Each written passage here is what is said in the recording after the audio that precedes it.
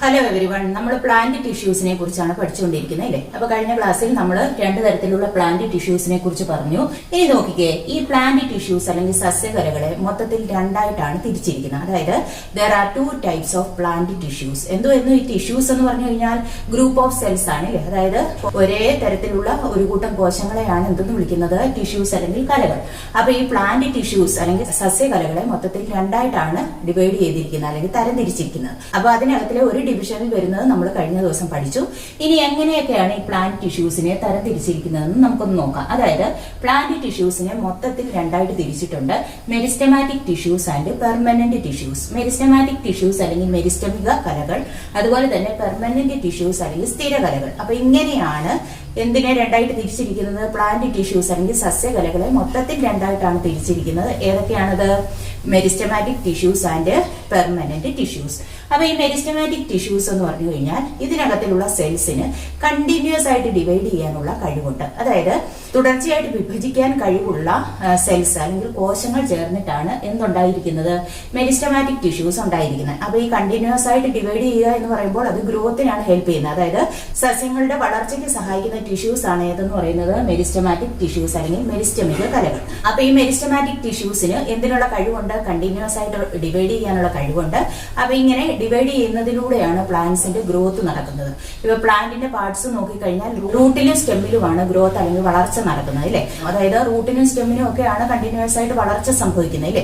അപ്പൊ ആ ഭാഗങ്ങളിലൊക്കെ ആയിരിക്കും എന്ത് കാണപ്പെടുന്നത്, മെരിസ്റ്റം. അപ്പൊ മെരിസ്റ്റത്തിന് എന്തിനുള്ള കഴിവുണ്ട്, കണ്ടിന്യൂസ് ആയിട്ട് ഡിവൈഡ് ചെയ്യാനുള്ള കഴിവുണ്ട്. ഇത് എന്തിന് ഹെൽപ്പ് ചെയ്യുന്നു, ഗ്രോത്ത് ഓഫ് ദ പ്ലാന്റ്സ്, അതായത് സസ്യങ്ങളുടെ വളർച്ചയ്ക്ക് സഹായിക്കുന്നു. ഇനി മെരിസ്റ്റമാറ്റിക് ടിഷ്യൂസിലുള്ള സെൽസിന്റെ പ്രത്യേകതകൾ എന്ന് പറയുന്നത്, മെരിസ്റ്റമാറ്റിക് സെൽസ് അല്ലെങ്കിൽ മെരിസ്റ്റമിക കോശങ്ങളുടെ സൈറ്റോപ്ലാസം എന്ന് പറയുന്നത് കൂടുതലായിരിക്കും. എന്താണ് സൈറ്റോപ്ലാസം എന്ന് പറഞ്ഞു കഴിഞ്ഞാൽ സെല്ലിനകത്തിലുള്ള ഫ്ലൂയിഡ് പാർട്ടിനെയാണ് എന്തെന്ന് വിളിക്കുന്നത്, സൈറ്റോപ്ലാസം അല്ലെങ്കിൽ കോശദ്രവ്യം.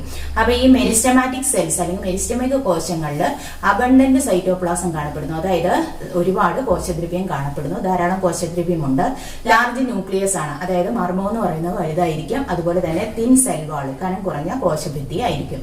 അപ്പൊ മെരിസ്റ്റമാറ്റിക് സെൽസ് അല്ലെങ്കിൽ മെരിസ്റ്റമിക കോശങ്ങളുടെ പ്രത്യേകതകൾ എന്തൊക്കെയാണ്, അതിനകത്തില് അബണ്ടന്റ് സൈറ്റോപ്ലാസം കാണപ്പെടുന്നു. അതായത് ധാരാളം സൈറ്റോപ്ലാസം കോശദ്രവ്യം കാണപ്പെടുന്നു.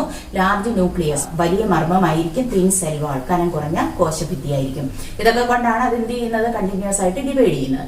ഇനി ഈ മെരിസ്റ്റമാറ്റിക് ടിഷ്യൂസ് എന്ന് പറയുന്നത് 3 തരത്തിലാണുള്ളത്. അതായത് ബേസ്ഡ് ഓൺ ദ പൊസിഷൻ, ഇവയുടെ സ്ഥാനം അനുസരിച്ച്, അതായത് മെരിസ്റ്റത്തിന്റെ പൊസിഷൻ അല്ലെങ്കിൽ സ്ഥാനം അനുസരിച്ചിട്ട് മെരിസ്റ്റമാറ്റിക് ടിഷ്യൂസിനെ 3ആയിട്ടാണ് തരംതിരിച്ചിരിക്കുന്നത്: എപ്പിക്കൽ മെരിസ്റ്റം അല്ലെങ്കിൽ അഗ്രമെരിസ്റ്റം, ലാറ്ററൽ മെരിസ്റ്റം അല്ലെങ്കിൽ പാർശ്വ മെരിസ്റ്റം, ഇന്റർകാലറി മെരിസ്റ്റം അല്ലെങ്കിൽ പർവാന്തര മെരിസ്റ്റം. അപ്പൊ മെരിസ്റ്റമാറ്റിക് ടിഷ്യൂസ് എന്ന് പറഞ്ഞു കഴിഞ്ഞാൽ കണ്ടിന്യൂസ് ആയിട്ട് ഡിവൈഡ് ചെയ്യാൻ കഴിവുള്ളവരാണ് അല്ലേ. അപ്പൊ ഈ കണ്ടിന്യൂസ് ആയിട്ട് ഡിവൈഡ് ചെയ്യാൻ കഴിവുള്ള ഇവയെന്ന് പറയുന്നത് പ്ലാന്റിന്റെ ഗ്രോയിങ് പാർട്സ് അല്ലെങ്കിൽ വളരുന്ന ഭാഗങ്ങളിലാണ് കാണപ്പെടുന്നത്. അപ്പൊ ഇവയുടെ പൊസിഷൻ അനുസരിച്ചിട്ട് ഈ മെരിസ്റ്റമാറ്റിക് ടിഷ്യൂസിനെ 3ആയിട്ടാണ് തിരിക്കുന്നത്. ഏതൊക്കെയാണ്? എപ്പിക്കൽ മെരിസ്റ്റം അല്ലെങ്കിൽ അഗ്രമെരിസ്റ്റം, ലാറ്ററൽ മെരിസ്റ്റം അല്ലെങ്കിൽ പാർശ്വ മെരിസ്റ്റം, ഇന്റർകാലറി മെരിസ്റ്റം അല്ലെങ്കിൽ പർവാന്തര മെരിസ്റ്റം. ഇതിനകത്തിലെ എപ്പിക്കൽ മെരിസ്റ്റം അല്ലെങ്കിൽ അഗ്രമെരിസ്റ്റം എന്ന് പറഞ്ഞു കഴിഞ്ഞാൽ സ്റ്റെമ്മിന്റെയും റൂട്ടിന്റെയും ഒക്കെ ടിപ്പില് അഗ്രഭാഗങ്ങളിൽ കാണപ്പെടുന്ന മെരിസ്റ്റമാണ് ഏതെന്ന് പറയുന്നത് എപ്പിക്കൽ മെരിസ്റ്റം. എപ്പിക്കൽ മെരിസ്റ്റം അല്ലെങ്കിൽ അഗ്രമെരിസ്റ്റം എന്ന് പറയുന്നത് റൂട്ടിന്റെയും സ്റ്റെമ്മിന്റെയും ഒക്കെ ടിപ്പിൽ അല്ലെങ്കിൽ അഗ്രഭാഗങ്ങളിൽ കാണപ്പെടുന്നു. അപ്പൊ the meristematic tissue seen at the tip of root and stem. Then രണ്ടെന്ന് പറയുന്നത് ലാറ്ററൽ മെരിസ്റ്റം അല്ലെങ്കിൽ പാർശ്വ മെരിസ്റ്റം. അതായത് meristem seen at the lateral side of the plant. അതായത് സസ്യങ്ങളുടെ വശങ്ങളിൽ കാണപ്പെടുന്ന മെരിസ്റ്റത്തെ വിളിക്കുന്ന പേരാണ് ലാറ്ററൽ മെരിസ്റ്റം അല്ലെങ്കിൽ പാർശ്വ മെരിസ്റ്റം. അപ്പൊ ഈ സ്റ്റെമ്മിന്റെയും റൂട്ടിന്റെയും ഒക്കെ വശങ്ങളിൽ കാണപ്പെടുന്ന മെരിസ്റ്റമാണ് ഏതെന്ന് പറയുന്നത് ലാറ്ററൽ മെരിസ്റ്റം. ഇനി ഇന്റർകാലറി മെരിസ്റ്റം അല്ലെങ്കിൽ പർവാന്തര മെരിസ്റ്റം എന്ന് പറഞ്ഞു കഴിഞ്ഞാൽ the meristem seen in between the nodes. അതായത് പർവ്വങ്ങൾക്കിടയിൽ കാണപ്പെടുന്ന മെരിസ്റ്റമാണ് ഏതെന്ന് പറയുന്നത് ഇന്റർകാലറി മെരിസ്റ്റം അല്ലെങ്കിൽ പർവാന്തര മെരിസ്റ്റം.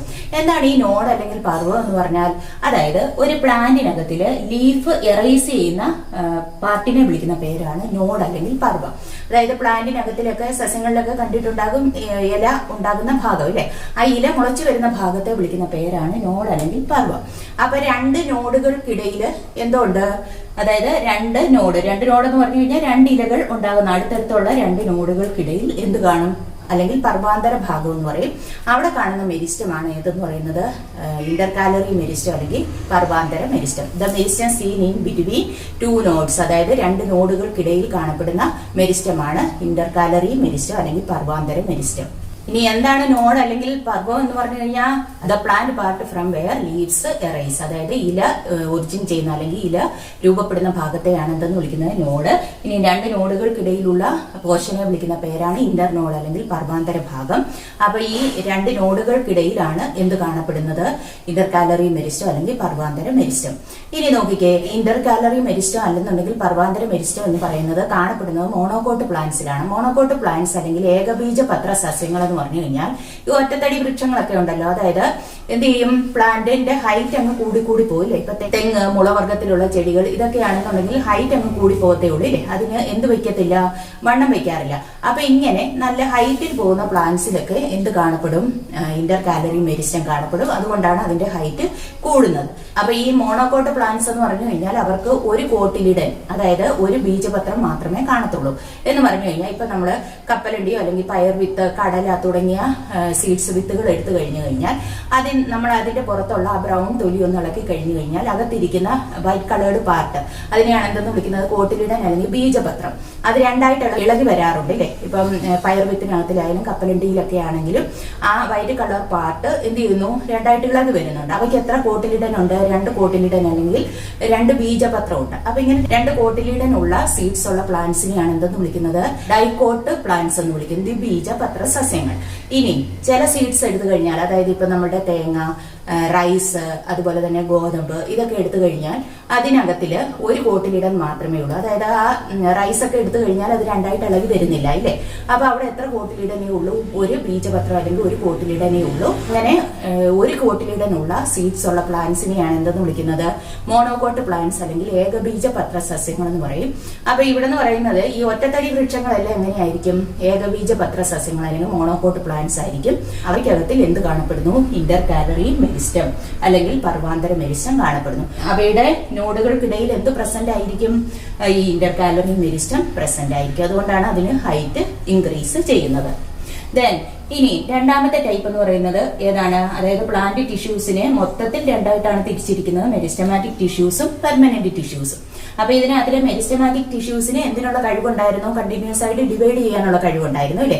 അപ്പൊ ഈ കണ്ടിന്യൂസ് ആയിട്ട് ഡിവൈഡ് ചെയ്യാൻ കഴിവുള്ള മെരിസ്റ്റമാറ്റിക് ടിഷ്യൂസ് എത്ര തരത്തിലാണുള്ളത്, 3 തരത്തിൽ. Apical meristem, lateral meristem, intercalary meristem. Apical meristem എന്ന് പറഞ്ഞാൽ റൂട്ടിന്റെയും സ്റ്റെമ്മിന്റെയും ഒക്കെ ടിപ്പിൽ അഗ്രഭാഗത്ത് കാണപ്പെടുന്ന മെരിസ്റ്റം. ലാറ്ററൽ മെരിസ്റ്റം എന്ന് പറഞ്ഞു കഴിഞ്ഞാൽ ലാറ്ററൽ സൈഡ്സ് അല്ലെങ്കിൽ വശങ്ങളിൽ കാണപ്പെടുന്ന മെരിസ്റ്റം. ഇന്റർകാലറി മെരിസ്റ്റം എന്ന് പറഞ്ഞു കഴിഞ്ഞാൽ രണ്ട് നോഡുകൾക്കിടയിൽ കാണപ്പെടുന്ന മെരിസ്റ്റം ഇല്ലേ.